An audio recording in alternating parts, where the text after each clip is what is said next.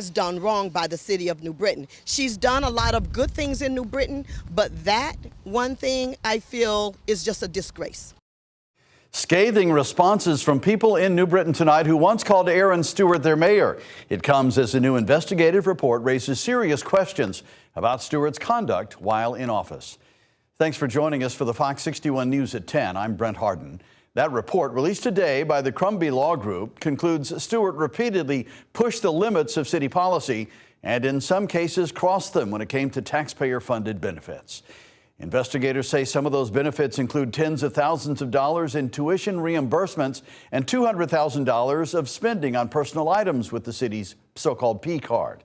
The investigation also found Stewart and her revenue collector received pensions, even though neither met the threshold of serving the city for at least 20 years. The report calls the actions a, quote, profound breach of public trust and suggests the conduct could warrant review for possible fraud, theft, embezzlement, false statements, and official misconduct. Crumbie Law Group is now recommending the findings be reviewed by state and federal law enforcement. Now, the latest developments in the investigation came as a shock to many in New Britain. Fox 61's Kay Pattyfoot talked to people who say they are outraged by what they learned today. Calls for accountability are intensifying in New Britain. A new report accuses former Mayor Aaron Stewart of repeatedly violating city policy and misusing taxpayer funds. Now, some are saying she should face jail time. There's no excuse for it, and nobody is above the law. Angela has lived in New Britain for 32 years. She says she has seen and experienced the cost of living go up like most people. Some of the allegations against former Mayor Aaron Stewart include seeking reimbursement for every vacation, personal and sick day she could have taken over her 12-year tenure and was given more than $150,000. She received more than $31,000 in city reimbursements for tuition at the University of New Haven. Investigators say the money benefited her personally, not the city. Angela says it's an injustice to the people in New Britain. We have teachers that were about to lose their jobs just because of money. And there's not enough money, and we keep getting money taken away from us to support New Britain, and the taxes and things like that keep increasing. And for her to fund her schooling as well as, maternity clothes and things of that sort, that is just a disgrace. Nairi Alexandre says the money could have helped solve other issues the city faces. We got schools and stuff, kids, like programs they could be running for kids to not be in the streets and stuff like that. So the money can go to better places. You said, how much again? More than $200,000. That's a lot of money. That's more than, I could probably grab like 4 people in this parking lot, and all of us together don't make that much money in a year. So some people I spoke with who did not want to go on camera said they think the allegations are not cause for concern and that the investigation will eventually settle down. But Alexandre and Angela say Stewart should face the consequences. You got to do time. That's the way I look at it. If it was me, I would be doing time. So nobody is above the law. They should press charges or whatever. The city should press charges. You know what I mean? Something got to be done about that. That ain't right. You know what I mean? That ain't right. Mayor Bobby Sanchez of New Britain said, quote, the findings are deeply disturbing and raise bigger questions about who knew what was happening and who signed off on it, end quote. As these allegations come to light, other cities are now calling for their own P card investigations. In New Britain, Kay Pattyfoot, Fox 61. Well, it certainly was a beautiful, warm day today. We got into the mid-80s, got a high of 86 at Bradley this afternoon. Not bad. We're kind of mild this evening. We're 72 still at the airport at Windsor Locks, 66 Bridgeport, 65 Torrington to 61 Norwich, basically in the 60s, some upper 50s. Dew points are up a little bit, but it's still comfy. And there's a few clouds coming down that northwest flow. Most of these clouds are high, thin variety. So overnight, we're going to have a mostly clear night, and temperatures will fall into the comfy 50s, and we'll have a little bit of a light west wind. And yeah, we still got school going on. Friday morning, we'll wake up to mostly clear to partly cloudy skies. Temperatures rising into the 60s, and in the afternoon, very warm to hot, 85 to 90. But again, the dew points are going to be held in check for your Friday highs again. Mid to upper 80s across the area. Here's your temperature profile across Connecticut, anywhere from 81 to Groton, New London, to 91 in Hartford, the hottest areas right down the Connecticut River Valley. Coming up, I'll detail the weekend forecast. I'll time out some showers and storms and what you can expect into next week in a few minutes. Brent? All right, Sam, thank you. Well, new details tonight on a homicide investigation in Milford.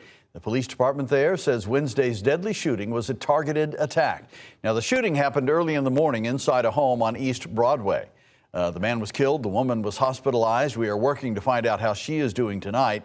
The police say they are putting extra patrols in the neighborhood out of precaution, but stress there is no threat to the community. Well, dog owners are raising concerns tonight after they say potentially harmful items were found at a local dog park. Fox 61's Priscilla Meza is in Bristol, where some people are worried someone might be putting their pets at risk. Fetch, friendly faces, and freedom off the leash. That's what you expect at a dog park. But here at Bark Park along Rockwell Park Road in Bristol, some owners say they found some things that don't belong. Things they fear could put their dogs at risk.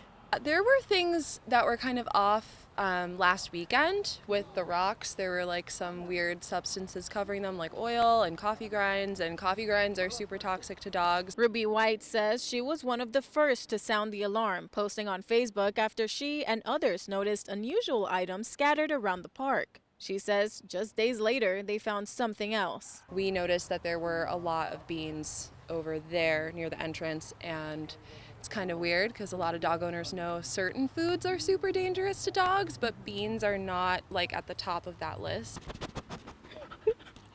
She believes the situation may be connected to recent tensions at the park involving an owner with an allegedly aggressive dog, but did not name anyone specifically. It's not fair for somebody to try to ruin the whole park for a group of people. Brenda Melendez says she brings her puppy here daily, but after seeing the post, she decided to stay away until it was safe again. I was very scared and very nervous.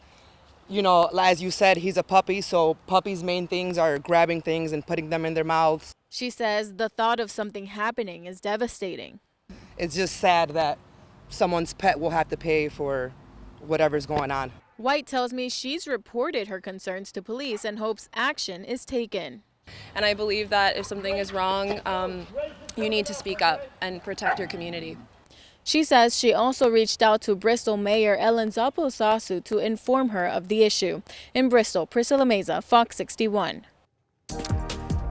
Firefighters in Beacon Falls battled a big fire this afternoon on Railroad Avenue. Take a look at pictures from the fire department. You can see the flames and smoke took over a small building. The fire department says the roof collapsed. Firefighters also had to navigate around some electrical hazards, but no one was hurt. Open the door, police department! Let's go, get out! Sir, you gotta get out! Come on now, we gotta go, we got a fire!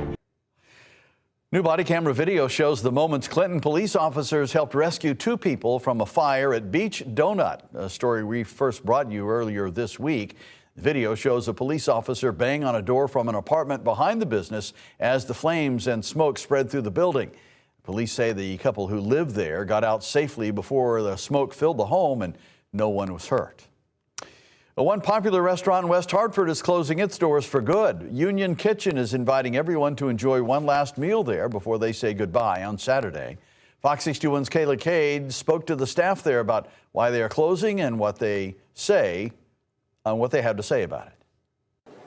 Union Kitchen's owners decided not to renew their lease due to the rising cost of rent. I spoke with a customer and many staff members who say they are sad to see the restaurant go. It's like a pina colada. It's a pina colada mixed with a strawberry daiquiri. Union Kitchen has become a go-to spot for Albert Zhang and his fiancée. We try to hit the happy hours during the week, and then on the weekends, if we have time after work, we stop by. They've been coming here for the past 3 years. We first came here just to have like a meal with our family. But now they're going to have to say goodbye on Saturday. Sad, but we also have been talking with the bartender about how long the lease is gonna last, because the next door place is closed. The decision was made not to renew the lease. Director of Operations Vis Badami says since they posted about the closing on Facebook, everyone has come to share their favorite memories. Honestly, a lot of those messages made us emotional. Like, we were talking about how many people met here for their first date, then got engaged, got married, had their photo shoot here. Badami hopes these memories live on with them forever. And that we got to be a part of it. Tim East, the executive chef here, hopes their customers remember how much they cared. I think we tried our hardest to put all of our best effort in, and we really tried to stay positive the last couple of days. The restaurant has been a recipe for success on LaSalle Road for the past 8 years. For both Tim and me, there was a lot of professional fulfillment for us. We got to get that freedom and creativity to be able to do unique things. Unique things like their mocktail selection. Kyle puts a lot of effort into making each drink very special and unique, and the flavors you can taste it that he put a lot of thought into it. And even making their regulars feel special. We even got to talk to the cook one day. I think his name is Chris. I feel like that's never happened anywhere else I've been. Zhang says they will be back again before Union Kitchen clear their final table for good. Come back hopefully tomorrow to try or to get all of our cravings out of the way. Badami wants to thank the community and their regulars for bringing this space to life over the years. In West Hartford, Kayla Cade, Fox 61. New tonight, New Haven police are asking for the public's help identifying a man who they say harassed members of the Jewish community there. Take a look. This is the man they're looking for. Police say on Monday he made anti-Semitic remarks and slapped a yarmulke off one of the victims' heads before walking away. This all happened on Crown Street. Anyone who recognizes this man is asked to contact New Haven police.